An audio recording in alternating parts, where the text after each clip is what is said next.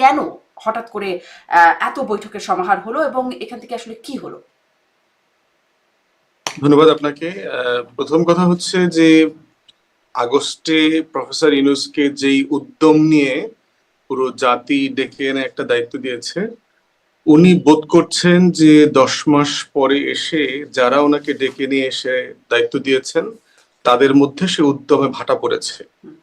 এবং উনি যে একটা স্বপ্ন নিয়ে এসেছিলেন যে গণ অভ্যুত্থান পরবর্তী একটা বাস্তবতায় যে একটা ন্যূনতম রাষ্ট্রীয় কাঠামো সংস্কার হওয়া দরকার, বিচার প্রক্রিয়াটা একটু আগানো দরকার, এবং তারপরে ঐক্যমতের ভিত্তিতে একটা নির্বাচনের দিকে যাওয়া আর কি। এবং নির্বাচনের ব্যাপারে উনি কনসিস্টেন্টলি একই সময়ের কথা বারবার বলেছেন, কিন্তু তারপর ওনাকে যেন কেন আমরা ট্রাস্ট করতে পারছি না আর কি। যে না, তারিখ বলেন, কি দিয়ে খাওয়াবেন, কোন মাছ কি যমুনার না করতোয়ার, তো মাছ কখন ধরছে, সকালে ধরছে না বিকালে ধরছে, তো কোন জাইল্লা ধরছে, অমুক জাইল্লার ইয়েতে কাপড় কি লুঙ্গি কি টাই করা ছিল না টাকনু পর্যন্ত ছিল। মানে এই রকম করে তাকে আসলে খুব পেরেশানির মধ্যে ফেলে দেওয়া হয়েছে। এবং তার সাথে আপনার Indian disinformation campaign, miss information campaign রয়ে গেছে। তো সবকিছু মিলে ওনার বয়স, ওনার বাস্তবতা এবং ওনার যে সেন্স অফ ডিগনিটি, এইটা আমরা যারা লম্বা সময় পশ্চিমে থেকেছি, আপনি এখন আছেন, আমরা এই এই মর্যাদা বোধটা জানি আর কি, যে প্রয়োজনে আমার দরকার কি। মানে ওনার সিভিতে তো আসলে গণপ্রজাতন্ত্রী বাংলাদেশ সরকারের সাবেক প্রধান উপদেষ্টা এটা লিখিত আসলে কোনো চাকরির আবেদন করতে হবে না। উনি তো ওইটার উপরে চলে গেছেন, ঊর্ধ্বে চলে গেছেন। তো সেই বাস্তবতায় উনি যে স্বপ্নটা নিয়ে আসছিলেন যে একটা হিস্টোরিক আসলে এই অপরচুনিটি। বাস্তবতা তো কারোরই থাকে না। ধরেন সাবেক প্রধানমন্ত্রী শেখ হাসিনা, তার আগে প্রধানমন্ত্রী বেগম খালেদা জিয়া, কারোরই তো আসলে সিভিতে লিখে কাউকে দেখানোর দরকার নেই যে সাবেক প্রধানমন্ত্রী। আমি দেখছিলাম বিএনপি স্থায়ী কমিটির সদস্য গয়েশ্বর চন্দ্র রায়, তিনি বলছেন যে ডক্টর ইউনূস দেহত্যাগ করতে পারেন, পদত্যাগ করবেন না। অনেকেই এটাকে নাটক বলেছেন, অনেকেই বলছেন মান অভিমান। তারেক রহমানও বলেছেন যে দেশবাসী মানে জনগণ করুণার পাত্র নয়, মান অভিমান বা রাগ বিরাগের সুযোগ নাই এখানে। আপনি এটাকে কিভাবে দেখেন? না দেখেন, এর আগেও তো ওনার 111 এর সময় কেয়ারটেকারের প্রধান হবার সুযোগ এসেছিল, এটা আমরাও জানি। গোয়েন্দা সংস্থার তরফ থেকে ওনাকে রিপিটেডলি বলা হয়েছে এবং উনি নিজের ইন্টারভিউতে উনি বলেছেন দায়িত্ব নেন নাই। এবং যারাও বোধ করছেন যে উনি পদত্যাগ করেন না, গ্রামীণের অনেকগুলো প্রতিষ্ঠান থেকে কিন্তু উনি সরে দাঁড়িয়েছেন। ওই প্রতিষ্ঠানগুলো কিন্তু সেলফ গভর্ন, তাদের যে নিজস্ব নীতিমালা আছে, বোর্ড অফ ডাইরেক্টরস আছে। উনি একটা সম্মানিত মানুষ হিসাবে বিভিন্ন বোর্ডের প্রোগ্রামে যান টান অ্যাটেন্ড করেন, কিন্তু অপারেশনাল ম্যানেজমেন্টে কিন্তু উনি আসলে কোনো রোল প্লে করেন না। এটা আমি ইন্টারনালি জেনেছি আর কি, যে একটা প্রতিষ্ঠান উনি দাঁড় করেছেন, বহু সময় ধরে এটাকে কষ্ট করে লালন পালন করেছেন। সিভিতে লাগে কেন, যেমন ধরেন এখন যিনি জাতিসংঘের মহাসচিব, তিনি হচ্ছেন পর্তুগালের প্রধানমন্ত্রী ছিলেন। তারপরে দেখেন বাং কি মুন, এর আগে জাতিসংঘের মহাসচিব ছিলেন, তিনি দক্ষিণ কোরিয়ার পররাষ্ট্রমন্ত্রী ছিলেন। এই পদগুলো দিয়ে আপনি রাষ্ট্রীয় প্রোটোকল দিয়ে পরবর্তীতে কিন্তু ইন্টারন্যাশনাল যে প্রতিষ্ঠান আছে সেখানে আপনি চাইলে বিভিন্ন জায়গাতে যেতে পারবেন। যেমন দেখবেন এখন অস্ট্রেলিয়ার সাবেক প্রধানমন্ত্রী হচ্ছে জাতিসংঘের অ্যাম্বাসেডর, ওয়াশিংটনে অ্যাম্বাসেডর। তো এইগুলো হয় কি, যে আপনার প্রফেসর ইউনূসের এই বাস্তবতাটা এখন আর নাই, যে উনি এটা থেকে 85 বছর বয়সে একটা মানুষ এই ধরনের খোয়াব নিয়ে ঘুমাইতে যান না। তো এই জন্য ওনাকে অবিশ্বাস করবার মতো কোনো জায়গা আমি দেখতে পাচ্ছি না। প্লাস হচ্ছে একটা মর্যাদারও প্রশ্ন, যে এই বয়সে উনি এমন একটা মানে মিথ্যা কথার দায় নিয়ে যাবেন কবরে, যে উনি কথা দিয়েছিলেন উনি জুনের মধ্যে নির্বাচন করবেন, কিন্তু উনি কথা রাখেন নাই। তাহলে আপনি কি জাতি মনে করছেন যে আসলে বিএনপির এই নির্বাচনের দাবি বা চাপের কারণে এইরকম একটা বাস্তবতা তৈরি হলো, এটা একটা অন্যতম কারণ?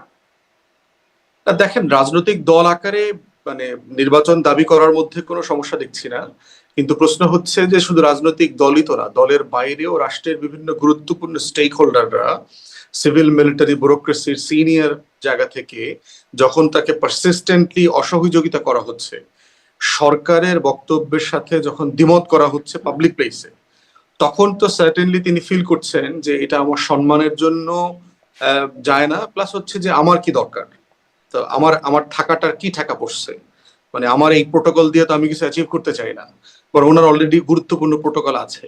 তো সেখানে উনি এই ফ্রাস্ট্রেশনটা ভেন্টিলেট করেছেন, যে আমি তো দায়িত্ব ছেড়ে দিই, যারা আছে তারা নতুন করে দায়িত্ব নেই। তো এই ইন্টেনশনটা আমার কাছে মনে হয়েছে ইটস এ কাইন্ড অফ তার ফ্রাস্ট্রেশন। আচ্ছা, এবং গুরুত্বপূর্ণ যেটা স্টেক হোল্ডার বলতে আপনি মানে কি কাকে বোঝাচ্ছেন?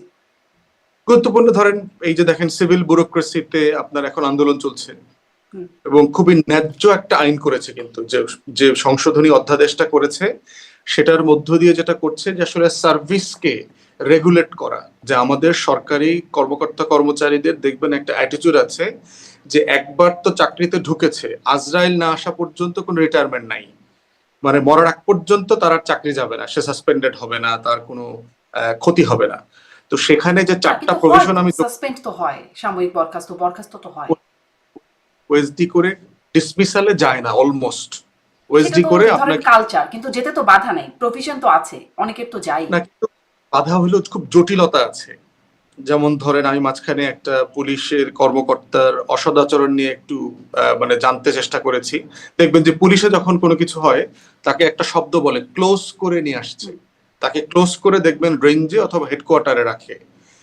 তো তাকে কোনো মানে ইয়ে করে না কেন, কোনো শাস্তি দিচ্ছে না কেন, বলে শাস্তি দিতে হইলেও প্রোটোকল আছে, পিএসসি তে যাইতে হবে, ইনভেস্টিগেশন হবে, এইটা হবে সেইটা হবে, মানে আপনাকে এত বড় একটা তালিকা কলা ঝুলাই দিবে। তখন আপনি মনে করবেন যে আল্লাহ, এই কাজ করতে তো আমার 2 বছর এটার পিছনে খাটতে হবে। তো ঠিক আছে, ক্লোজ করে রেখে দেই, ওএসডি করে রেখে দেই। তো এইটা হচ্ছে সরকারের নীতিমালার বাস্তবতা। এবং তারপরে যে ইউনিয়ন করার নামে কর্মকর্তা কর্মচারীরা প্রচুর সময় নষ্ট করেন, অফিস ঠিক মতো করেন না, উস্কানি দেন, দলীয় মিছিল মিটিং সচিবালয়ের মধ্যে এগুলা করেন। প্রত্যেকটা সরকারি অফিসে দেখবেন যে আপনার ব্যানার ট্যানার এমন ভাবে ফেস্টুলেশন ঝুলায় রাখছে, মনে হয় যে তখনকার সময়ের সবচেয়ে বড় দল সরকারি দলের ওখানে অফিসে পরিণত হয়েছে। হাসপাতালে যাবেন, কোর্টে যাবেন, দেখবেন সকল দলের ব্যানার ফেস্টুনে ভরা, অথচ দপ্তর কিন্তু সরকারি দপ্তর। তো সেগুলোর পরিবর্তন করবার জন্য কর্মকর্তা কর্মচারীদেরকে ডিসিপ্লিন করবার জন্য এই 4টা প্রভিশন যোগ করা হয়েছে। এবং এইটা করতে পারলে যেটা হবে যে সিস্টেমের ভিতরে একটা অ্যাকাউন্টেবিলিটি তৈরি হবে। যিনি সেবা গ্রহীতা তিনি কমপ্লেন করতে পারবেন যে এই অফিসে আমি অমুকের কাছে গিয়েছি এবং আমাকে সেবা দেওয়া হয়নি, অথচ দেখেন সেখানে একটা ইনডিসিপ্লিন সিচুয়েশন তৈরি করতেছে।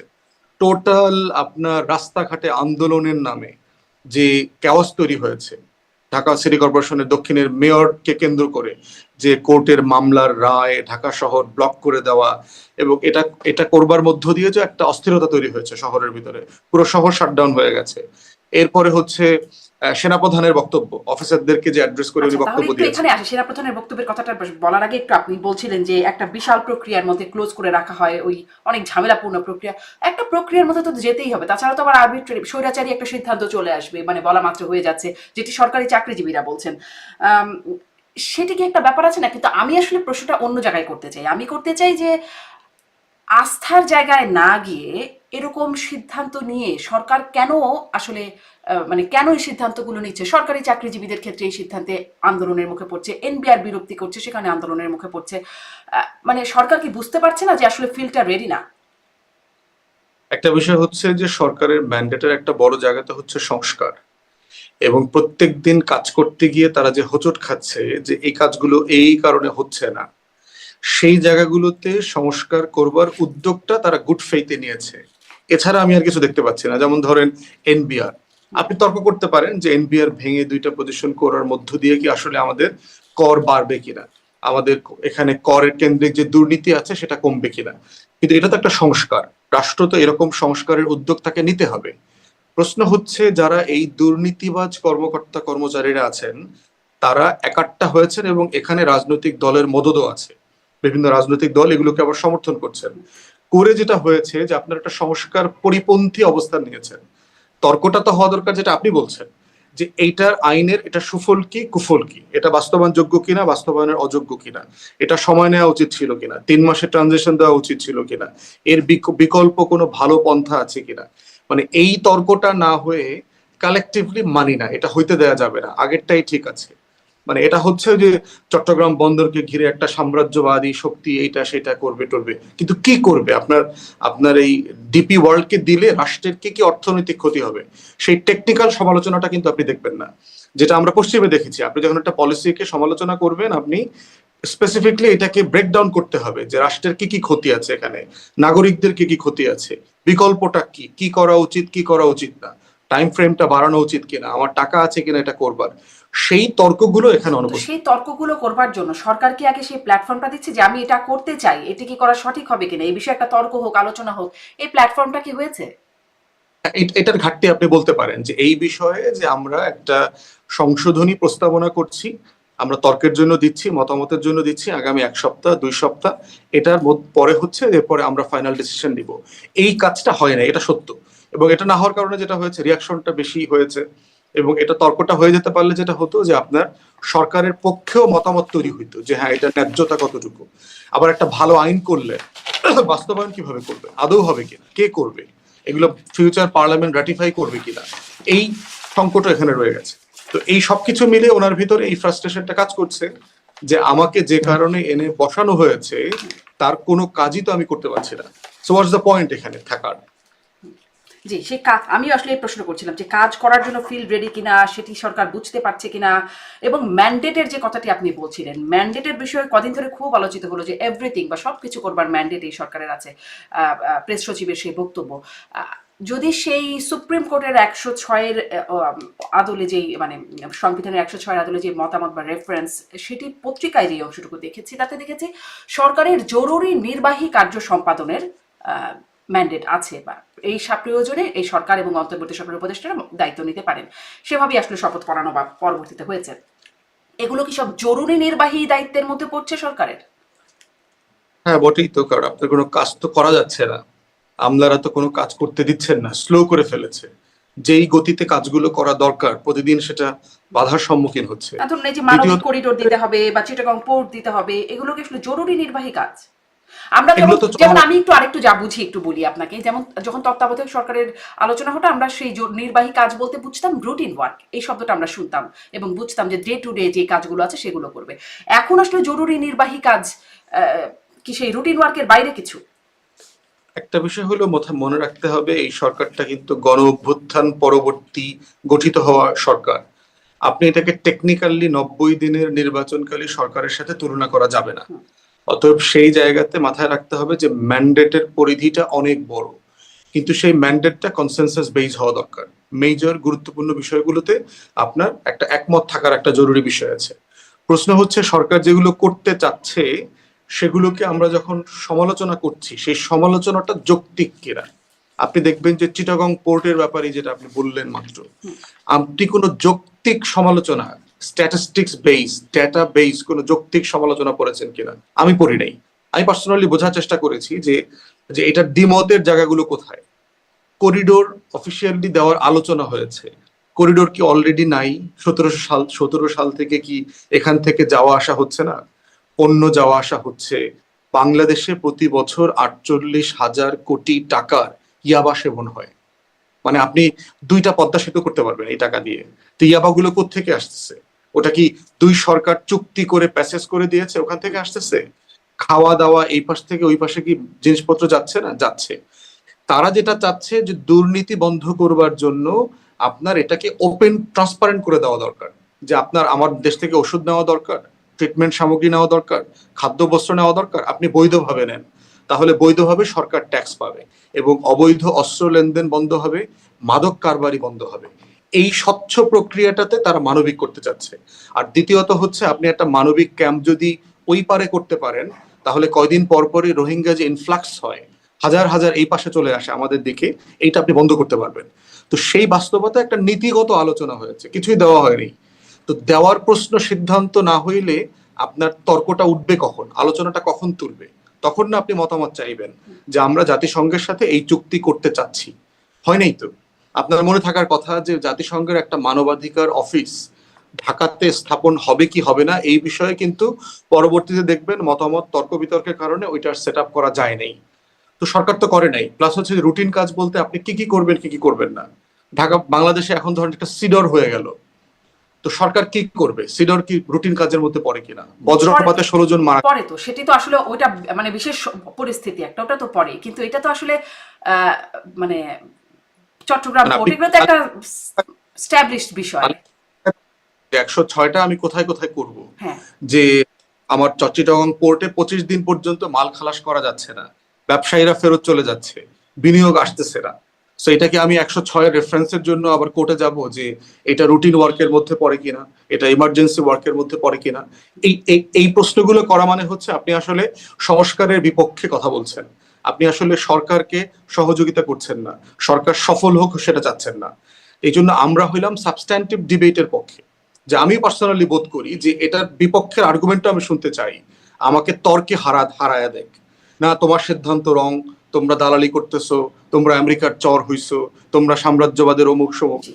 এই দেখবেন গালির ধরনটা হচ্ছে এই ধরনের। হ্যাঁ, কিন্তু কিন্তু আমি ওইটা জিজ্ঞাসা করছিলাম যে সেই তর্কের প্ল্যাটফর্মটা তৈরি হয়েছে কিনা, তর্কের পরে একটা তর্কের পরের ম্যান্ডেট পাওয়া যায়, আচ্ছা ঠিক আছে এই পক্ষ তর্কে জয়ী হয়েছে অতএব এটা করব, এরকম একটা ফিল্ড রেডি না করেই কাজ করার ফলে সব জায়গা থেকে এই অসহযোগিতা এবং চাপের মুখে সরকার পড়ছে কিনা। আমি একটু ওই রেফারেন্সের জায়গাটাকে আরেকটু আপনার কাছ থেকে জানতে চাই, কারণ এটা নিয়ে অনেকগুলো প্রশ্ন আছে।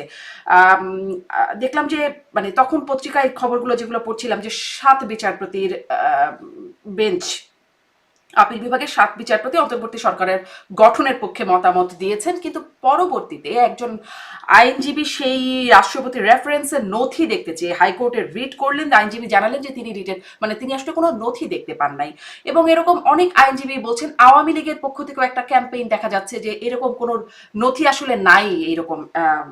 এবং এবং আইএসপিআর এর যে লিস্ট দেওয়া হলো 626 জন কারা ছিলেন 5ই আগস্ট এবং তার পরবর্তী কয়েকদিন, সেখানেও দেখা গেল প্রধান বিচারপতি মানে সাবেক প্রধান বিচারপতি এবং বিচারপতি দুজন অন্তত তারা ক্যান্টনমেন্টে মানে সেনানিবাসে ছিলেন।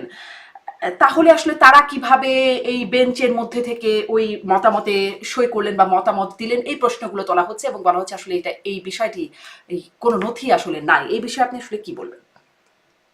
ধরেন হাসিনা পদত্যাগ করেছে কিনা এই বিষয়ে তো নথির তর্ক আমরা দেখলাম ওটা আগস্ট ইররিলেভেন্ট, সেপ্টেম্বর প্রয়োজনই ছিল না, তাই না? 10 মাস পরে এসে এটার কি প্রয়োজন চিন্তা করেন। ধরেন কিছুই হয়নি, কোনো 106 এর রেফারেন্স নেওয়া হয়নি, মতামত নেওয়া হয়নি, কিন্তু সারা দেশের মানুষ অন্তর্বর্তীকালীন সরকারকে গভর্ন করবার জন্য সম্মতি দিয়েছে। রাস্তায় রাস্তায় কোটি কোটি মানুষ জেলায় উপজেলায় প্রতিবাদ করছে কিনা যে এই সরকারের শাসন ব্যাপারে আমাদের সম্মতি নাই, এটা করছে না। সো বাই ডিফল্ট এই সম্মতিটা কায়েম হয়ে আছে, প্রতিষ্ঠিত হয়ে আছে। অতএব এই তর্কটা আমাকে আপনাকে 10 মাস পরে আসলে কোথাও নেবে না। না, It's an না, academic আমি আসলে এই তর্কটা এখানে discussion। করতে চাই কারণ এটা একটা ডিফ্যাক্ট কথা বলছেন যে এটা ফ্যাক্ট এটাই যে এই সরকার দায়িত্ব পেয়েছে, এই সরকার দায়িত্ব পালন করছে, কিন্তু সরকার কেন ওই যে আমরা আইনের ভাষায় যেটা ডি জুর এই জায়গাটায় কেন গেল যে এটা হচ্ছে আইনগত ভিত্তি, এটা বলার প্রয়োজন কেন হলো? আপনি কেন বলছেন ধরুন এটা নাই, কেন এটাকে স্পষ্ট করা হচ্ছে না? যদি থাকে তাহলে একটা মিথ্যা কথা বলেছে সরকার, যদি সত্যি কথা বলে কেন সেটা বলছে না, কেন এই ডিবেটটাকে জায়গা দিচ্ছে? না, এটা মিথ্যা কথা বলবার তো কোনো কারণ দেখি না। তখন আপনার কোর্টে উপস্থিত যারা আইনজীবী ছিলেন, আমি ছিলাম না, কিন্তু সেই শুনানিতে উপস্থিত আইনজীবীরা পর্যন্ত আমাকে বলেছে যে এখানে এরকম একটা শুনানি হয়েছে এবং সেই মতামত নেওয়া হয়েছে, এবং সেই মতামতটা পরবর্তীতে লিখিত রায় আকারে দেওয়া হয়েছে কি হয় না সেটা আমি ডিটেলস বলতে পারছি না, আমার জানা নাই। কিন্তু এটা ফ্যাকচুয়ালি তো একটা কিছু ঘটেছে এখানে, এবং না ঘটলে এই প্রসেসটা ফলো করতো না। আমার কাছে মনে হয়েছে যে এই নথিটার ব্যাপারে একটা স্বচ্ছ জবাব দেওয়া দরকার যদি প্রশ্ন কারণ এসে কোনো থাকে। আইনজীবীকে আমি শুনি নাই এই নথিটা দেখেছেন, একজন রিটও করেছিলেন, সেটাও আমি একটা মানে দেখছিলাম যে তিনি বলছেন আমি চেয়েছি এটি, কিন্তু কেউ আমাকে সুপ্রিম কোর্টের রেজিস্ট্রার বা কোনো পক্ষ থেকেই এটি আসলে পাওয়া যায় না এই নথিটা। হ্যাঁ, সেটা আমিও চাইবো, যেহেতু একটা প্রশ্ন এসছে, রিটেন জাজমেন্টটা অথবা যে কোনো ওপিনিয়নের যে একটা কপি সেটা পাবলিক করে দেওয়া দরকার, যে কিসের ভিত্তিতে 106 যদি এটা না থেকে থাকে। আমিও এটা আজকে খবর নিব, যে আপনি বলবার কারণ আমি এটা মাথায় নিয়ে নিই, এর আগে আমি এটা মাথায় নিব। জি, অনেক ধন্যবাদ, সেটা আমারও জানবার আগ্রহ থাকবে কেন এটি নিয়ে এত একটা বিতর্ক তোলার জায়গা আছে। আমি একটু এটা এবার আসি যে আপনি ওই যে বলছিলেন যে সেনাপ্রধানের বক্তব্যের প্রসঙ্গেও বলছিলেন যে বিভিন্ন স্টেক হোল্ডাররা যারা আসলে সরকারের দায়িত্বে, আপনি ওই বিষয়টা একটু ব্যাখ্যা করবেন যে ও সেই সেনাপ্রধানের বক্তব্যের কারণেও কি আসলে চাপ এর মুখে সরকার পড়লো? হ্যাঁ, সেটা তো মানে মানে চাপ বলবো না, বিব্রতকর সিচুয়েশন। যেমন ধরেন উনি সরকারের প্রধান, প্রজাতন্ত্রের কোনো দায়িত্বশীল প্রতিষ্ঠানের জায়গায় যারা আছেন তারা, আমরা জানি যে ডেমোক্রেটিক প্র্যাকটিস হচ্ছে যে আপনি পাবলিক ফোরামে দেশের head of state, head of গভর্নমেন্টের ব্যাপারে কোনো কথা বলবেন না। যারা চাকরিজীবী, প্রজাতন্ত্রের কর্মচারী যারা বিভিন্ন ডিপার্টমেন্টে কাজ করছে, তাদের দ্বিমত করবার নিজস্ব চ্যানেল আছে। আমাদের পুলিশ যদি কন্টিনিউ বলা শুরু করে যে নির্বাচন কি আগস্ট মাসে হওয়া দরকার, ডিসেম্বর মাসে হওয়া দরকার, তাহলে তো আমরা প্রশ্ন তুলবো যে আসলে এটা আপনার কাজ কিনা। আমাদের বিজিবির কাজ হচ্ছে সীমান্ত পাহারা দেওয়া, সে যদি রাষ্ট্রকে বলার চেষ্টা করে যে আপনার নভেম্বরের ভিতর নির্বাচন করে ফেলতে হবে, তাহলে এটা তো মানানসই কথা হবে না। আমাদের গোয়েন্দা সংস্থাগুলো যদি বলবার চেষ্টা করে যে আপনার আগামী 3 মাসের ভিতর নির্বাচন দিয়ে চলে যান, এটা তো গ্রহণযোগ্য কথা না। আমি আমাদের একটু এখানে বক্তব্য জানতে হচ্ছে চাই, পুলিশ বলতে পারবে না, বিজিবি গোয়েন্দা সংস্থা, হ্যাঁ আসলেই তো তাদের ম্যান্ডেট কি, কিন্তু সেনাপ্রধান সেই 5ই আগস্ট বলেছিলেন আমি দায়িত্ব নিচ্ছি, আমার প্রতি আস্থা রাখুন। এবং তিনি রাজনৈতিক দলগুলোকে ডেকেছিলেন, ছাত্র মানে অভ্যুত্থানের প্রতিনিধি হিসেবে আসিফ নজরুল, ডক্টর আসিফ নজরুল যিনি আইন উপদেষ্টা, তারা গিয়েছিলেন। তো তার তো আসলে সেই জায়গাটা আছে, তিনি দায়িত্ব নিয়েছেন, তাকে তো প্রশ্ন করা হবে আপনি দায়িত্ব নিয়েছিলেন, আস্থা রাখতে বলেছিলেন। 3 দিনের জন্য ঠিক আছে, 8 তারিখে সরকার গঠিত হয়ে যাওয়ার পর থেকে রাষ্ট্রের একটা ফরম্যাটে আবার ফেরত চলে গেছে, যে রাষ্ট্র কোন ফরম্যাটে চলে। সারা পৃথিবীতেই আপনি দেখবেন যে আমেরিকাতে চিন্তা করে দেখেন যে প্রচুর জেনারেলরা, সেনাপ্রধানরা রিটায়ারমেন্টের পরে কিন্তু বলেছে যে বুশের ফরেন পলিসি ডিজাস্টার ছিল, ইরাক আক্রমণ করা ঠিক হয় নাই, আফগানিস্তান আক্রমণ করা ঠিক হয় নাই, মিথ্যা তথ্য দিয়ে আমাদেরকে মিসলিড করা ঠিক হয় নাই, তারপরে ইউনিল্যাটারালি জাতিসংঘকে বাইপাস করে, অ্যালাইদেরকে বাইপাস করে এটা করা ঠিক হয় নাই। চাকুরিতে থাকা অবস্থা উনি বলেছেন কিনা। প্রশ্ন হচ্ছে যে গণপ্রজাতন্ত্রের ক্যারেক্টার হচ্ছে, আপনি যদি সরকার প্রধান, রাষ্ট্রপ্রধানের সাথে দ্বিমত করতে চান, আপনার চ্যানেল আছে, আপনি ওইটা সিকিউরিটি থ্রেট আছে কোথায় কোথায় আপনি সেটা বলবেন। আপনি প্রতিরক্ষা মন্ত্রণালয় আছে, জাতীয় নিরাপত্তা উপদেষ্টা আছে, অথবা সরাসরি যিনি প্রধান উপদেষ্টা আছে তার সাথে বসে কথা বলবেন, বসে আপনার কনসার্ন গুলো বলবেন যে এই এই বিষয়গুলোতে দ্বিমত আছে। কিন্তু পাবলিক ফোরামে প্রজাতন্ত্রের কোনো কর্মচারী সরকার প্রধানের সাথে সরাসরি কন্ট্রাডিক্ট করে কথা বলতে পারে না। ইন প্রিন্সিপাল এটা সে পারে না, কারণ এই সরকার তো অবৈধ সরকার না, রাতের ভোটের সরকার না, তো এটা গণ অভ্যুত্থানের সরকার, তার হিউজ ম্যান্ডেট আছে, বাংলাদেশের ইতিহাসের সবচেয়ে বড় ম্যান্ডেট নিয়ে সে ক্ষমতায় আছে। তো সেখানে আপনার দ্বিমত থাকতে পারে, কোনো সমস্যা নেই, যে আপনি যদি জেনুইনলি বিশ্বাস করেন পাবলিকলি ইউনূসের সমালোচনা করতে পারে কারা, রাজনৈতিক কর্মীরা, আমরা যারা রাজনীতি করি, আমরা পলিটিক্যাল প্ল্যাটফর্মে দিন রাত তার পলিসির সমালোচনা করতেছি এবং করে যাব, জনগণ সাপেক্ষে, রাষ্ট্র সাপেক্ষে। সিভিল সোসাইটি পারে, গণমাধ্যম পারে, কিন্তু প্রজাতন্ত্রের কর্মচারীরা কোনো দায়িত্বশীল পদে থেকে এই কথা বলতে পারে না। এবং তাও হচ্ছে আপনার এই হাজার হাজার আর্ম ফোর্সেসের অফিসারদের সামনে। It's a kind of incitement সরকারের বিরুদ্ধে, এটা তারা করতে পারে না। অথবা আমাদের বক্তব্য হচ্ছে, আপনি এই প্রশ্ন, আপনার কনসার্ন থাকলে আপনি সরকার প্রধানের সাথে কথা বলেন, কিন্তু আপনি সরকারের বিরুদ্ধে একেবারে পলিসি পজিশনের এগেইনস্টে কথা বলা, তাও সরকার পাবলিক প্রধানের সাথে ফোরাম। কথা বলার পরেই তো আসলে এই কাজটা হলো, কারণ তার আগে আমরা শুনেছি যে উপদেষ্টা, প্রধান আগের উপদেষ্টা। দিন জি। আগের দিন অথবা 2 দিন আগে হয়তো মিটিং হয়েছে। হুম। তো আমাদের কথা হচ্ছে যে আমি ব্যক্তিগতভাবে কোনো ফোর্সের এগেইনস্টে অথবা কোনো বাহিনী, রাষ্ট্রীয় কোনো আমলাতন্ত্রের বিপক্ষে না। আমার কথা হচ্ছে আমি রাষ্ট্রকে পেশাদারিত্বের জায়গায় দেখতে চাই। আমার রাষ্ট্রের প্রত্যেকটা প্রতিষ্ঠান প্রফেশনালি কাজ করবে, ফাংশন করবে, সেটা আমার সিভিল ব্যুরোক্রেসি হোক, মিলিটারি ব্যুরোক্রেসি হোক, আমার ল এনফোর্সমেন্ট এজেন্সি হোক, আমার ইন্টেলিজেন্স সার্ভিসেস হোক, প্রত্যেকটা জায়গায় তার একটা পেশাদারিত্ব থাকতে হবে, যে এই পেশাদারিত্বটা ভেঙে গেছে। অতএব এই ভাঙা জিনিসটাকে কন্টিনিউ না করে পেশাদারিত্বের জায়গায় ফিরে আসা দরকার। এবং সরকারের সাথে যেখানে যেখানে ইস্যুজ আছে আপনি বলেন।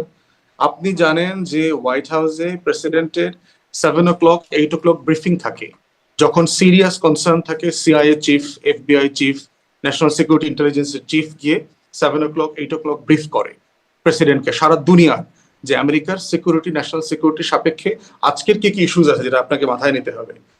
তুলে আপনার তো চ্যানেল আছে, সারা দুনিয়াতেই এই চ্যানেলগুলো আছে, কিন্তু আপনার সিআই এর প্রধান, এফবিআই এর প্রধান কি আপনার তার পেন্টাগন থেকে সরকারের বিরুদ্ধে কথা বলবে, স্টেট ডিপার্টমেন্ট থেকে সরকারের বিরুদ্ধে কথা বলবে? অবশ্যই বলবে না। রাষ্ট্রপ্রধানের বিরুদ্ধে তো অবশ্যই কথা বলবে না। অতএব সেই জায়গাতে এই সমন্বয়টা ঘাটতি হওয়াটাও প্রফেসর ইউনূসের একটা ফ্রাস্ট্রেশনের কারণ, যে আমরা যারা একসাথে কাজ করছি, আমাদের এই টিমটা যেহেতু কাজ শুনতেছে না, এই সমন্বয় ঘাটতি অধস্তনরা আমার। হওয়াটা ফ্রাস্ট্রেশনের কারণ, ব্যর্থতারও কি কারণ? ব্যর্থতা তো আপনি সাবজেক্টিভ, যে কোনো সময়, যে কোনো সরকার, যে কোনো ব্যক্তির জীবন, আপনার আমার সংসার সফল কিনা, এখন এটা আলোচনা করলে তো আপনি লম্বা আলোচনা করতে পারবেন, দুইজন দুইটা মহাকাব্য লিখে ফেলতে পারবেন। এখন প্রশ্ন হচ্ছে, এইটা তো একটা সাবজেক্টিভ ডিসকাশন, কোনো সরকারই কখনো বলতে পারবে না যে শতভাগ সফল। সফলতা তো একটা একটা মেজরিটি ম্যাট্রিক্স আছে, মেজর কাজগুলোর উপর ভিত্তি করে করবেন। কিন্তু প্রশ্ন হচ্ছে প্রসেস ফলো করা দরকার, যেন রাষ্ট্র বিব্রত না হয়, এই নাগরিকদের যে ভিতরে এখানে এই বিষয়গুলোর কারণেই আমি দেখছিলাম আল জাজিরা, এক্সপ্লেইনার এবং নিউ ইয়র্ক টাইমস, দুটো অন্তত আন্তর্জাতিক পত্রিকা, তারা বলছে, গণমাধ্যম তারা বলছে, আল জাজিরা এক্সপ্লেইনার বলছেন ইউনূস সরকারের প্রশাসনে অচল অবস্থা চলছে, অন্তর্বর্তী প্রশাসন এবং সেনাবাহিনীর মধ্যে ঠান্ডা যুদ্ধ, স্নায়ু যুদ্ধ, এই শব্দগুলো ব্যবহার করছে।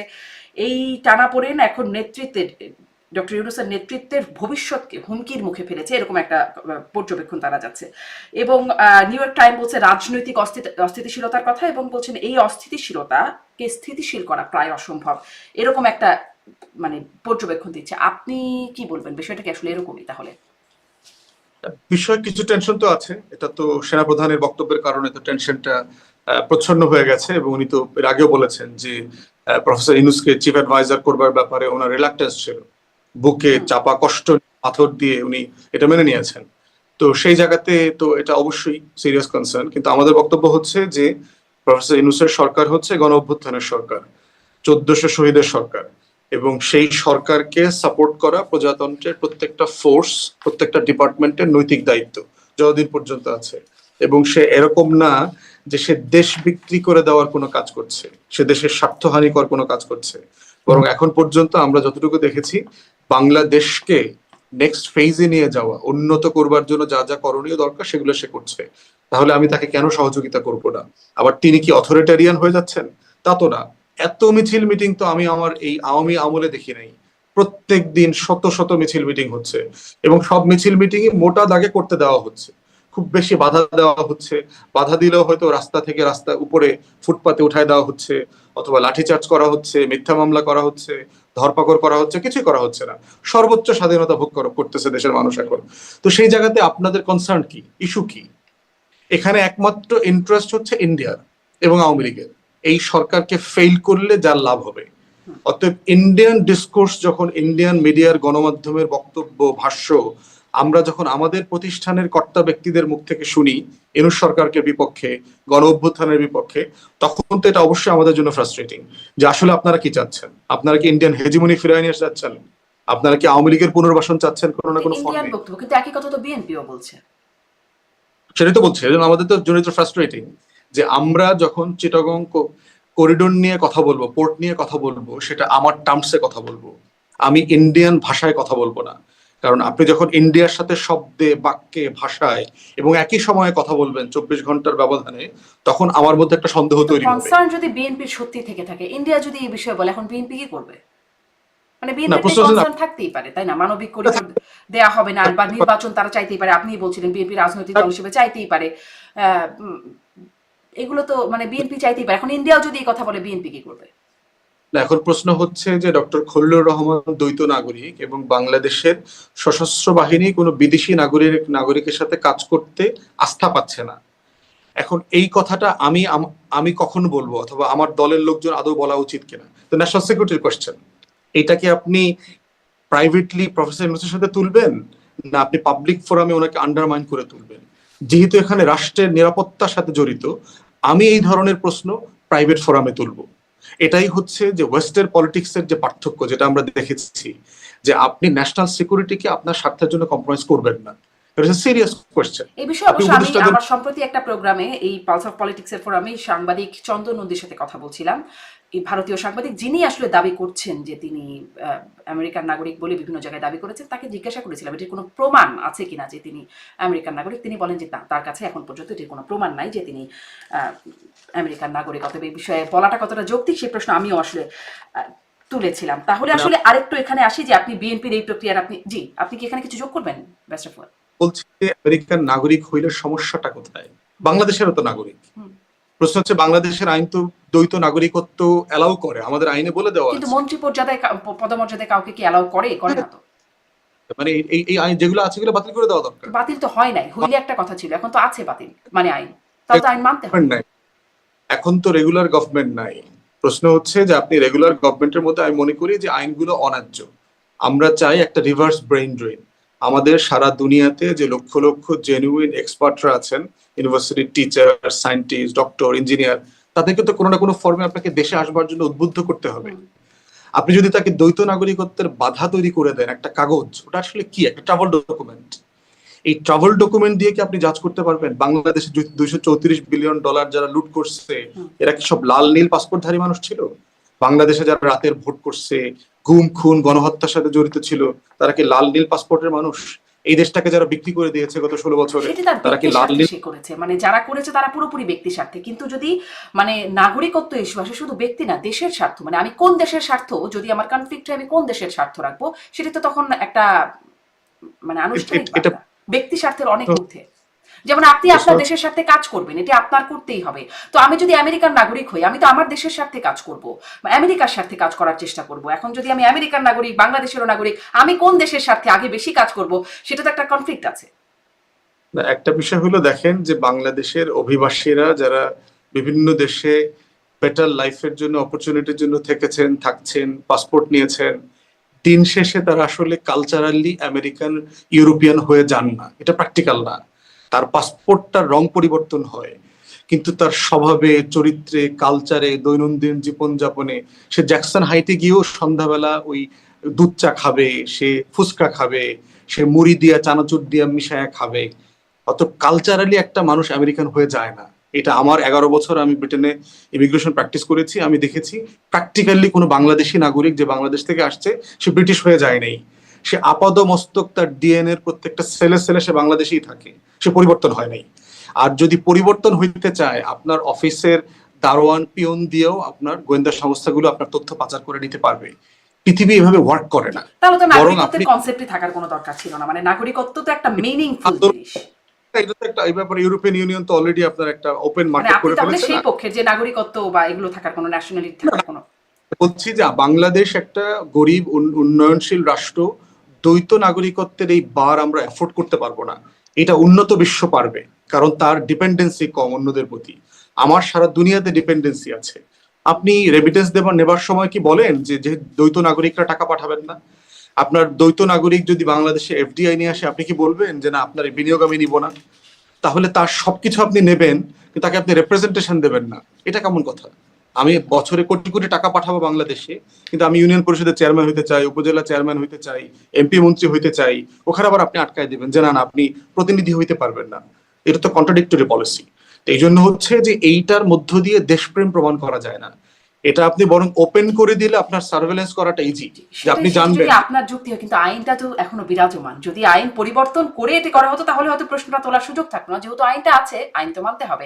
যাই হোক, সেটি আসলে মনে হয় ডক্টর খলিলুর রহমানের ক্ষেত্রে সেটি আসলে মনে হয় প্রশ্নই না, বা যেহেতু আসলে এই প্রমাণটা কোথাও থেকে এখনো পর্যন্ত আসেনি যে তিনি দ্বৈত নাগরিক। আমরা আরো আম, অনেকে আছে, একটু অনেক কি করে। জি একটু এই জায়গায় যাই আবার, যে প্রেস সচিব শফিকুল আলম তিনি বলছেন, প্রধান উপদেষ্টাকে মানে রেফার করে বলছেন যে প্রধান উপদেষ্টা বলেছেন আওয়ামী লীগকে নিষিদ্ধ করার সাথে সাথে আরেকটা যুদ্ধ পরিস্থিতি তৈরি হয়েছে দেশের ভেতরে ও বাইরে, যাতে আমরা এগোতে না পারি। আওয়ামী লীগ নিষিদ্ধের পরে আসলে কেমন যুদ্ধ পরিস্থিতি তৈরি হলো, মানে তার সাথে সম্পর্ক কি? এই এই যে পুরো প্রসেসটা, যে এই যে আপনার সরকারকে বিব্রত করা বিভিন্ন ফর্মে, এটা তো গত 1-2 সপ্তাহের একটা ঘটনা আর কি, যে ইমিডিয়েটলি যে কাজটা করা হয়েছে আর কি।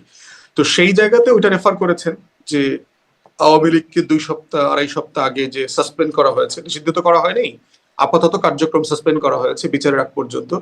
তো সেইটা পর্যন্ত, সেটা করার কারণে যেটা হয়েছে যে একটা এই যে কেওয়াস, মেয়রের নির্বাচনের রায়ের কে কেন্দ্র করে, এরপরে হচ্ছে বিভিন্ন রাজনৈতিক দলের নেতাদের বক্তব্য, প্রফেসর ডক্টর খলিলকে এম্বারাস করা, 14-15 জন দ্বৈত নাগরিক আছেন এই প্রফেসর ইউনূসের টিমে, এই কথাটা বারবার বলবার চেষ্টা করা। তারপরে হচ্ছে সচিবালয়ে আন্দোলন, এনবিআর এ আন্দোলন, এরপরে হচ্ছে সেনাপ্রধানের বক্তব্য, সবকিছু মিলিয়ে সরকারকে ভিতরে বাইরে বিব্রত করবার যে চেষ্টা করা হচ্ছে, সেটাকে হয়তো উনি মিন করেছেন আর কি। মানে ইশরাকের শপথ, মানে এই বিষয়টিও বিব্রত করবার মতো আন্দোলন, এটিও আপনি বলছেন যে এটা আসলে তিনি তো তার মেয়র পদে আদালতের রায় হয়েছে, তিনি এই পদে বসতে চান, তিনি তো আন্দোলন করতেই পারেন, যেহেতু সরকারের পক্ষ থেকে পদ দেওয়া হচ্ছে না। এটির সাথে বিষয়টা আওয়ামী তো লীগকে নিষিদ্ধ করার সম্পর্ক কি? বিষয়টা তো বিচারাধীন ছিল। একটা বিচারাধীন বিষয় নিয়ে আপনার রাজপথ মানে ব্লক করে, ঢাকা শহর ব্লক করে দেওয়ার প্রয়োজন ছিল কিনা?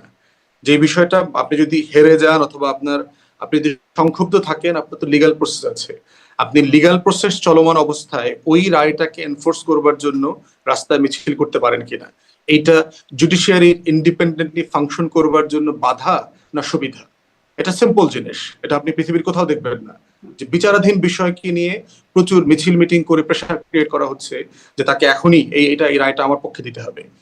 তো এরপরে তো সাবস্ট্যান্টিভ অনেক বিষয় আছে, এই মামলা মেয়রাল মানে রিজনেবলনেস কি আছে না আছে 5-6 বছর পরে এসে, তো সেটা অন্য ডিসকাশন আর কি। বাট সব তাহলে মিলায় কি তো একটা এখন এই জায়গায় অন্তত গেল এই কনক্লুশনে যে এখন মানে আমরা দেখেছি যে স্থানীয় সরকার উপদেষ্টা আসিফ আসিফ তিনি মাহমুদ। বলছেন, হ্যাঁ আসিফ মাহমুদ তিনি বলছেন যে তার আসলে অনেকগুলো আপত্তির জায়গা আছে, অনেকগুলো জায়গা মানে অনেকগুলো পয়েন্ট বলছেন যে এই কারণে তাকে এখন তাহলে যত কিছুই হোক এখন সে মানে সরকার ইশরাককে শপথ পড়াতে বাধ্য। সেটা আমার কাছে এখনো পরিষ্কার না, কারণ হচ্ছে যে এটা তো টাইম ইনফ্লাক্স হয়ে গেছে আর কি, মানে একাডেমিক হয়ে গেছে। যেমন ধরেন আহ, আপনার একটা কলা পাওনা ছিল, ধরেন একটা আম আম পাওনা ছিল 2014 সালে, ওইটা নিয়ে আমরা মামলা করলাম, মামলা করতে করতে 2025 সাল হয়ে গেছে।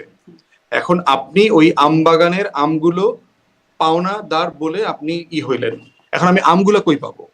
2014 সালের আম তো আমার কাছে নাই, ওগুলো তো আমি ইদার বেচা ফেলছি নইলে খাইয়া ফেলছি। এখন এটা আমি আপনাকে ফেরত কিভাবে দিব? মানে এটার তো একটা টার্ম আছে আপনার 2018 টার্মের তো থেকে। কিছু বাকি আছে এখনো। না, টার্মে তো টেকনিক্যালি চলে গেছে টার্মটা, প্লাস হচ্ছে যে একই টার্মে কয়জন মেয়র হইতে পারবে। মানে এটা করে আসলে আমার কাছে মনে হচ্ছে বরং আমি আমি ইশরাককে তো আমি অনেক পছন্দ করি, আমি ইশরাকের ব্যাপারে বলেছিলাম অ্যাটলিস্ট তাকে প্রশাসক করে দেওয়া যেতে পারে। কারণ মেয়র করার, আপনি ইলেকশনটা তো অবৈধ বলেছেন, ইলেকশনটাকে তো আপনি পরে রিজেক্ট করেছেন, ডিক্লাইন একই করেছেন। যাত্রায় দুই ফল, চট্টগ্রামের মেয়র হয়ে গেলেন শাহাদাত হোসেন। মানে এটাই, মানে টেকনিক্যালি তো এটা তো মানে কন্ট্রাডিক্টরি পজিশন, হুম। যে আমি একটা নির্বাচনকে অবৈধ বলছি, অন্যায্য বলছি, এখানে প্রচুর ফ্রড হয়েছে বলছি, কিন্তু আবার সেই নির্বাচনে আমি নির্বাচনে কিভাবে জিতে আসলাম? তাহলে কি আপনি 2018-র নির্বাচন, জাতীয় নির্বাচন, ডিসেম্বরের রাতের নির্বাচন চ্যালেঞ্জ করে কি তাহলে বিএনপি এখন আবার ক্ষমতায় চলে আসতে পারবে? তাহলে তো নির্বাচন দরকার নেই, সংসদ আবার বসে যাক, বিএনপির যারা যারা এমপি ছিলেন নির্বাচনে দাঁড়িয়েছিলেন তাদেরকে দিয়ে আবার সংসদ গঠিত হোক।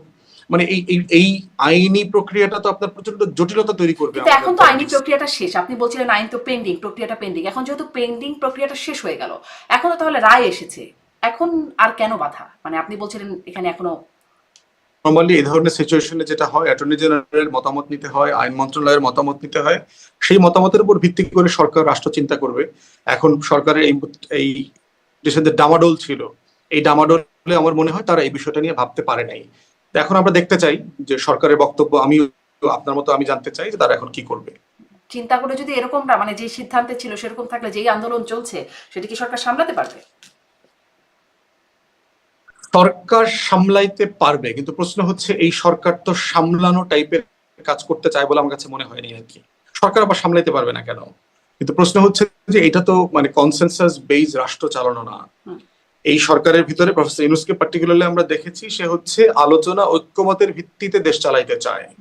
সে হচ্ছে জোর করে চাপিয়ে দেয়া, জোর জবরদস্তি করাটা সে আসলে করতে চায় না। তো এইটা একটা ভালো সময়, যেহেতু নির্বাচিত সরকার না, সেই জায়গাটাতে এটা একটা ভালো প্রসেস। এখন বাকি সময়টা তারা অন্যান্য কাজের ব্যাপারেও এটা কিভাবে প্র্যাকটিস করবে সেটা আমরা দেখতে চাই। জি, ঐক্যমতের ভিত্তিতে কথা বলছেন আপনি। আমরা যে উপদেষ্টা পরিষদের বিবৃতি দেখেছি সেখানে দেখছি যে একটা জায়গায় বলছে সরকারের স্বকীয়তা, সংস্কার, উদ্যোগ ও বিচার প্রক্রিয়ায় সুষ্ঠু নির্বাচন ও স্বাভাবিক কার্যক্রমকে বাধাগ্রস্ত করে এমন কর্মকাণ্ড অর্পিত দায়িত্ব পালন করাকে অসম্ভব করে তুললে সরকার জনগণকে সঙ্গে নিয়ে প্রয়োজনীয় সিদ্ধান্ত গ্রহণ করবে।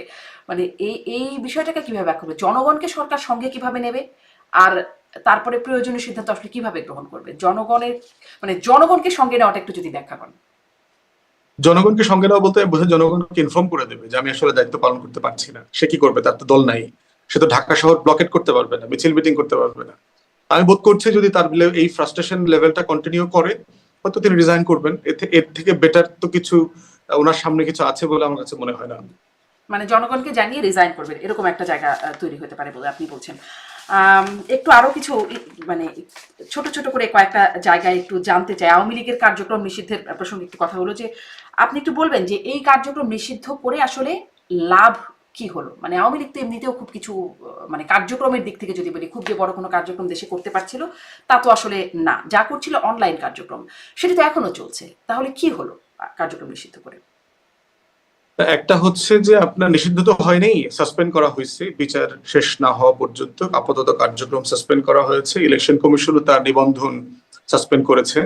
তো এইটার একটা সিম্বলিক ভ্যালু আছে যে আপনার গণ অভ্যুত্থানে যারা গণহত্যায়, মানবতা বিরোধী অপরাধের সাথে জড়িত ছিল তাদেরকে বিচারের মুখোমুখি করা। তো এইটাকে হচ্ছে আমি আওয়ামী লীগের রাজনীতি নিষিদ্ধ আকারে দেখি না, এটা দেখি তার চলমান বিচার প্রক্রিয়ার অংশ হিসাবে, যে আপনাদের যেহেতু বিচার চলছে আপনারা আপাতত মিছিল মিটিং করতে পারবেন না। বিচার হোক, যদি বিচারে আপনাদেরকে এক্সঅনারেট করা হয়, আপনাদেরকে দায়মুক্তি দেওয়া হয়, আপনারা আবার কার্যক্রম করবেন। অতএব এটা লাভ লোকসানের বিষয় না। বিষয়টা হচ্ছে যে কারণে দেখবেন যে আপনার একজন মানুষ যখন অভিযুক্ত হয় তার পাসপোর্ট থানাতে জমা দিতে বলে অথবা কোর্টে জমা দিতে বলে, যেন আপনি দেশ ছেড়ে চলে যেতে না পারেন। হয়তো আপনি এমনিই যাবেন না, আপনার ইচ্ছা নাই আইনকে পালানোর অথবা বিচারকে পালিয়ে চলে যাবার কোনো ইয়ে নাই, কিন্তু করে কেন? জাস্ট টু সেফগার্ড, যে আপনিও বুঝলেন যে রাষ্ট্র আমাকে দেখে শুনে রাখতেছে, আমি একটা সার্ভেলেন্সের অধীনে আছি। অতএব দুই পক্ষই এই জিনিসটা মাথায় নেয়া যে আমি একটা নিষিদ্ধ সংগঠনের অন্যায় কাজগুলো আর কন্টিনিউ করবো কিনা। ঝটিকা মিছিলের নামে এখানে সেখানে করে তারা তো বিপদে পড়ছে। আর দ্বিতীয়ত হচ্ছে বিচার হোক, তাদের করা কর্তৃত্ব এটা। তো বিচার করার ভিতরে তারা বিচার প্রক্রিয়া নিয়ে প্রশ্ন তুলুক, যদি যদি তারা মনে করে যে এখানে ন্যায্য বিচার হচ্ছে না, দেশে বিদেশে এই বিচার নিয়ে কথা বলবার সুযোগ তাদের আছে। জি, এখানে ডেভিড বার্গম্যান মানে আন্তর্জাতিক স্বীকৃতি সম্পন্ন সাংবাদিক, তিনি বলছেন যে এই প্রক্রিয়ার ফলে, তার একটা লেখায় তিনি লিখছেন যে এতে মত প্রকাশ ও সমাবেশের অধিকার সংকুচিত হবে, গণমাধ্যমের স্বাধীনতাও এতে বড় ধাক্কা খাবে, কারণ পত্রিকা ও টিভি চ্যানেলগুলোকে আওয়ামী লীগ সম্পর্কে যে কোনো কিছু প্রকাশে যথেষ্ট সতর্ক থাকতে হবে। এখানে আসলে আপনার কাছে একটু জানতে চাই, কতটা সতর্ক থাকতে হবে? যেমন কোনো আওয়ামী লীগ নেতাকে তার কর্মকাণ্ড, সেই বিষয়ে কি প্রশ্ন করা যাবে? একটা বিষয় হচ্ছে যে এই অংশটা আমার কাছেও পরিষ্কার না, এটা আমি পড়েছি। একটা বিষয় হলো যে আপনার এটার একটা গাইডলাইন তৈরি করা দরকার গণমাধ্যমকে দেওয়ার জন্য, যে এটা দিয়ে আসলে সরকার কি বুঝাইতে যাচ্ছে। সরকার যদি এটা বুঝাইতে চায় যে বিচার চলাকালীন সময়ে আওয়ামী লীগকে গণমাধ্যমে প্রমোট করা, ইন্টারভিউ টকশোতে এনে তাকে যথেষ্ট ক্ষমা চাইবার আগেই, তার অতীত কার্যক্রমের ভুল প্রার্থনা করবার আগেই যদি তারা ডিফেন্স করবার চেষ্টা করে যে না আমরা ঠিক ছিলাম, এখানে ষড়যন্ত্র হয়েছে, সেটাকে যেন তারা গণমাধ্যমের পক্ষ থেকে বিবেচনায় নেয় আর কি। এছাড়া মোটা দাগে আওয়ামী লীগ নিয়ে তো আসলে তেমন কোনো মানে পজিটিভ ক্যাম্পেইন আছে বলে আমার কাছে তো মনে হয় না। বিবেচনায় না নিলে কি মানে এটা কি গণমাধ্যমের উপর রেস্ট্রিকশন নাকি? আমার কাছে মনে হচ্ছে যে মানে ডাইরেক্টিভস বলতে পারেন আর কি, কাইন্ড অফ এ ডাইরেক্টিভস, যে আপনারা এগুলো মাথায় রাখবেন কতটুকু। আপনি বলছেন এই বিষয়টা এখন অস্পষ্ট হলে তো আসলে সেটির প্রয়োগ থাকে না। আইন বা নীতি যদি অস্পষ্ট হয়, মানে সেটিকে নীতিমালাটা আসলে বুঝের ভিত্তিতে দুই পক্ষ চায় যে নীতিমালাটা এমন যে এটা আপনার সব মানে স্ট্রেট ফরওয়ার্ড জিনিস না যে আপনি চুরি করেছেন আপনার 5,000 টাকা জরিমানা হচ্ছে। এটা হচ্ছে যে একটা ইন প্রিন্সিপাল বুঝের জায়গা, এবং গণমাধ্যমও সেটা করতে পারে টাইম টু টাইম। যেটা আমি ব্রিটেনে দেখেছি, আপনার যদি খুব সেন্সিটিভ নিউজ হয়, নিউজ আইটেমটা রেডি করে সরকারের অথবা গোয়েন্দা সংস্থা অথবা পুলিশ যার সাথে রেলেভেন্ট তার মতামত চাওয়া হয় যে আমরা এটা ছাপাইতে চাচ্ছি, এই ব্যাপারে ন্যাশনাল সিকিউরিটি ইস্যুজ আছে কিনা, আমাদের সভরেন্টির কোনো প্রশ্ন জড়িত আছে কি, আপনাদের আইন শৃঙ্খলা বাহিনীর পক্ষ থেকে কোনো বক্তব্য আছে কিনা। তো যদি কোনো গণমাধ্যম মনে করে যে এরকম একটা সেন্সিটিভ খবর তারা ছাপাচ্ছে আওয়ামী লীগের ব্যাপারে, তারা মতামত নিতে পারবে। প্রেস কাউন্সিল আছে, প্রেস মিনিস্ট্রি আছে, প্রেস সেক্রেটারি আছে, প্রধান উপদেষ্টার মতামত নিয়ে দুই পক্ষের আন্ডারস্ট্যান্ডিং এর ভিত্তিতে হোক। কিন্তু আমি চাইবো না যে গণমাধ্যমকে টুটি চেপে ধরা, তাকে হুমকি দেওয়া অথবা তাকে সাসপেন্ড করা, বন্ধ করে দেওয়া, এরকম কোনো কাজ আশা করছি হবে না, কারণ গত 10 মাসে সেটা হয় নাই। জি, মানে সেটাই। তাহলে গণমাধ্যম আসলে মানে করবে কিনা এটা একটা কথা, আর করলেই আসলে তার মানে প্রভাব কি হবে, ইমপ্লিকেশন, সেটাও একটা জানবার ছিল। যে এখানে এখন একটা জায়গা অস্পষ্ট জায়গা হয়তো আছে। ডেভিড বার্গম্যান তিনি আরো একটু ওই লেখাতেই লিখছেন যে আওয়ামী লীগের বিরুদ্ধে যে অভিযোগগুলো সবচেয়ে বেশি এসেছে তার মধ্যে একটি হলো অবাধ ও সুষ্ঠু নির্বাচন করতে অস্বীকার করা। এটি অবশ্যই সত্য, অথচ এখন সংস্কারপন্থী হিসেবে পরিচিত অন্তর্বর্তী সরকার সেই একই ভুল করতে যাচ্ছে। লাখ লাখ নাগরিকের জন্য কোনো অর্থবহ রাজনৈতিক বিকল্পহীন একটি জাতীয় নির্বাচনের পথে অগ্রসর হচ্ছে। এই বিষয়ে কি বলবো? কিভাবে মানে অগ্রসর হচ্ছে না কেন? মানে আমরা দেখতেছি যে নির্বাচনের তো একটা পরিচ্ছন্ন সময় বলে দেওয়া আছে যে ডিসেম্বর থেকে জুনের মধ্যে নির্বাচন করবে, নির্বাচন কমিশনকে বলে দেওয়া আছে ডিসেম্বরের প্রস্তুতি নিয়ে আপনারা কাজ করেন। সকল আর্ম ফোর্সেস থেকে শুরু করে law enforcement agency, intelligence agency, সবাইকে বলে দেওয়া আছে যে ডিসেম্বরকে সামনে রেখে নির্বাচনের প্রস্তুতি নিতে, বাজেট দিতে বলা হয়েছে, ভোটার হালনাগাদ কাজ চলছে। মানে এটা এটা কোথায় আটকে আছে কোথায়? মানে ডেভিড বার্গম্যান বলছেন অর্থবহ রাজনৈতিক বিকল্পহীন একটি জাতীয় নির্বাচন। বিকল্পহীন, যেমন 24-এর নির্বাচনে দেখেছি বিকল্পহীন, সব আমি আর ডামি আসলে ছিল, আওয়ামী লীগ বনাম আওয়ামী লীগ বা জাতীয় পার্টির আওয়ামী লীগ বা অন্য দলের আওয়ামী লীগ, এরভাবে করে হয়েছে নির্বাচনটা।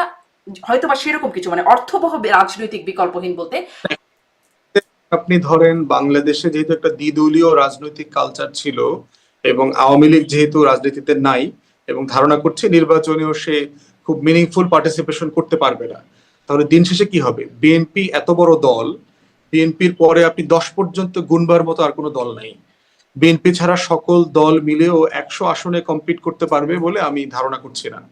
তাহলে বিএনপির একটা সম্ভাবনা আছে আপনি 250 থেকে শুরু করে 270-80 পর্যন্ত সিট গার্নার করে নেওয়া। এইটা হচ্ছে গণতন্ত্রের জন্য একটা হুমকি হয়ে যাবে আমাদের, যে আমরা একটা সিরিয়াস কম্পিটিটিভ ডেমোক্রেসি চাচ্ছি। এখন প্রশ্ন হচ্ছে বিএনপির বিকল্পটা আপনি কিভাবে তৈরি করবেন? এটা দোকানে কিনতে পাওয়া যায় না তো, যে আপনার 2টা আইসক্রিম আছে এই কোম্পানির, আমি অন্য কোম্পানির 2টা আইসক্রিম কিনে নিয়ে আসলাম। আপনি বাজারে গেলেন, বাজারে এই মার্কেটের দোকান ইয়ে করলেন না, সদাই করলেন না, অন্য দোকানে গেলেন। আপনি এই বিল্ডিং এ ভাড়া থাকবেন না, আপনি ওই বিল্ডিং এ গেলেন। পলিটিক্যাল প্রসেসে বিকল্প আকারে হাজির হইতে তো সময় লাগে আসলে। অতএব সেই জায়গাতে হচ্ছে অর্থবহ নির্বাচন, অর্থবহ প্রতিদ্বন্দ্বিতার মানে এটা না যে আওয়ামী লীগকে বিএনপির বিকল্প আকারে মাঠে রাখা, বরং হচ্ছে গণ অভ্যুত্থানের পক্ষে শক্তির মধ্য থেকে বিকল্প সময়ের ব্যবধানে গ্রো করবে। এটাই হচ্ছে একটা অর্গানিক প্রসেস। এই জন্য ডেভিড বারবাইন যদি ওইটা বুঝাইতে চান যে আওয়ামী লীগকে মাঠে রেখে একটা অর্থবহ নির্বাচন করতে হবে, সেটার সাথে আমি একমত না। কিন্তু মানে এই ব্যাপারটা আন্তর্জাতিক মহল কিভাবে দেখলো? ধরেন যুক্তরাষ্ট্র সেটিকে খুব ভালোভাবে দেখলো, বা সেটি মনে হলো না তাদের যে ব্রিফিং, সেখানে যেটি প্রশ্নের উত্তরে বললো, বা মানে আরো যেই আন্তর্জাতিক প্রতিক্রিয়াগুলো টুকটাক খুব বেশি খুব মনে হয়নি, কিন্তু যা আসে তাতে কি খুব প্রতিক্রিয়াগুলো জি আমি সিরিয়াস প্রতিক্রিয়া কোনো জায়গা থেকে দেখি নাই। এটা সাসপেন্ড করবার জন্য করার কারণে জাতিসংঘ, কমনওয়েলথ, তারপরে হচ্ছে ইউরোপিয়ান ইউনিয়ন থেকে শুরু করে আমাদের ডোনার কান্ট্রি যারা আছে, যারা অংশীজন আছে, ডেভেলপমেন্ট পার্টনার্স যারা আছেন, তারা খুব সিরিয়াস কনসার্ন কেউ করেছেন বলে আমার কাছে মনে হয়নি। মানে এই বিকল্পহীন, মানে অর্থবহ বিকল্পহীন নির্বাচন করলেও সেটি প্রশ্নবিদ্ধ হবে না, এই কারণে কোনোভাবে প্রশ্নবিদ্ধ হবে না বলে আপনি মনে করেন?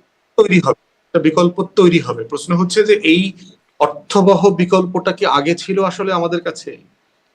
আওয়ামী লীগ যখন ভোটে জিতে আসছে বলে ধারণা করা হচ্ছে, যেটার মধ্য দিয়ে তারা একদলীয় শাসন কায়েম করেছে, ওটা কি আসলে অর্থবহ বিকল্প ছিল কিনা?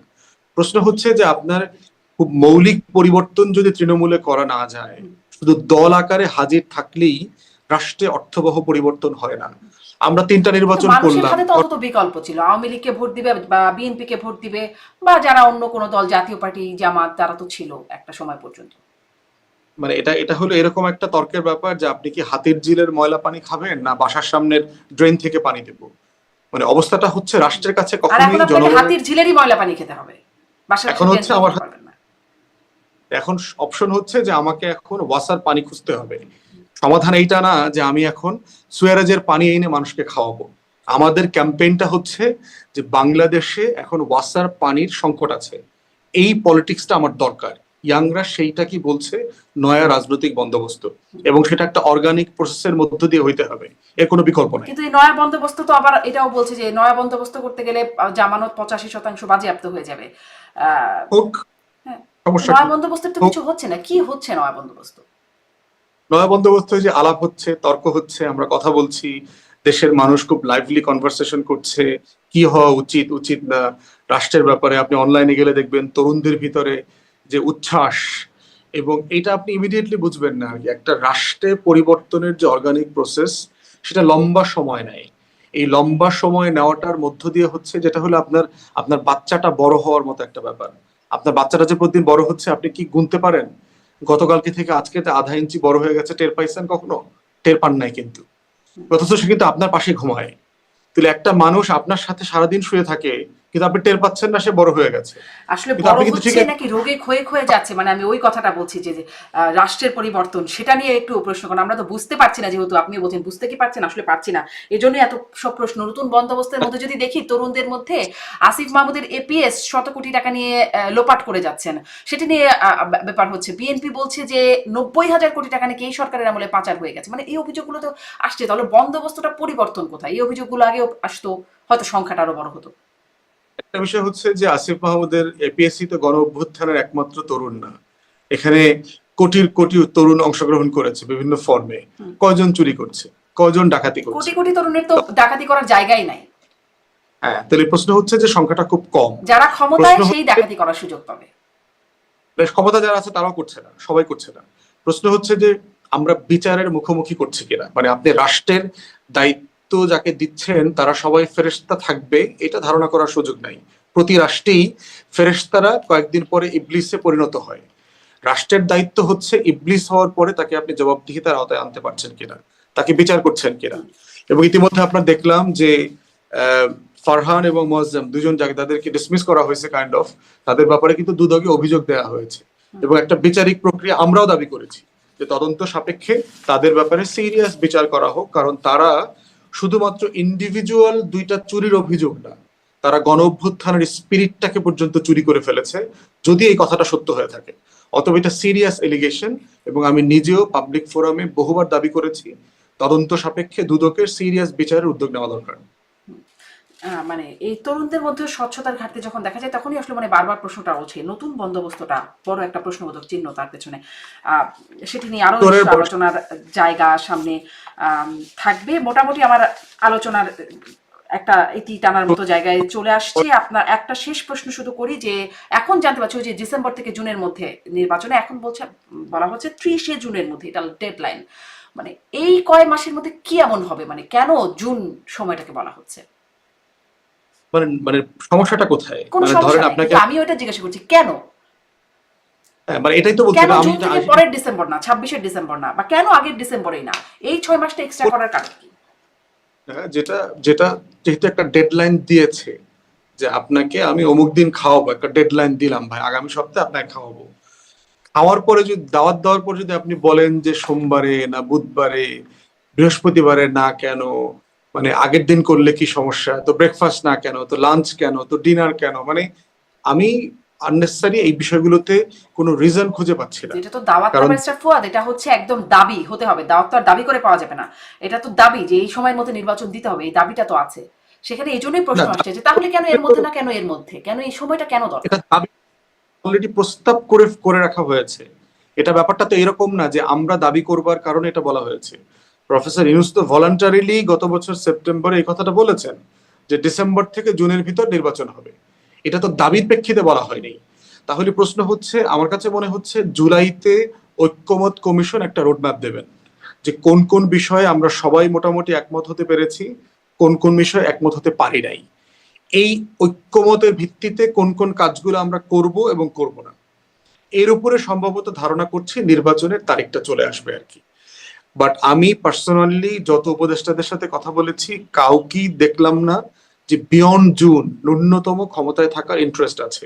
তারা অলরেডি যথেষ্ট ক্লান্ত মনে হয়েছে এবং এমনও হতে পারে যে এই বিব্রত করা যদি কন্টিনিউ করে, প্রফেসর ইউনূসকে যদি কালেকটিভলি সবাই বিব্রত করে, সরকারের ভিতরে আমলারা, সামরিক কর্মকর্তারা, উনি দায়িত্ব ছেড়ে দেবেন।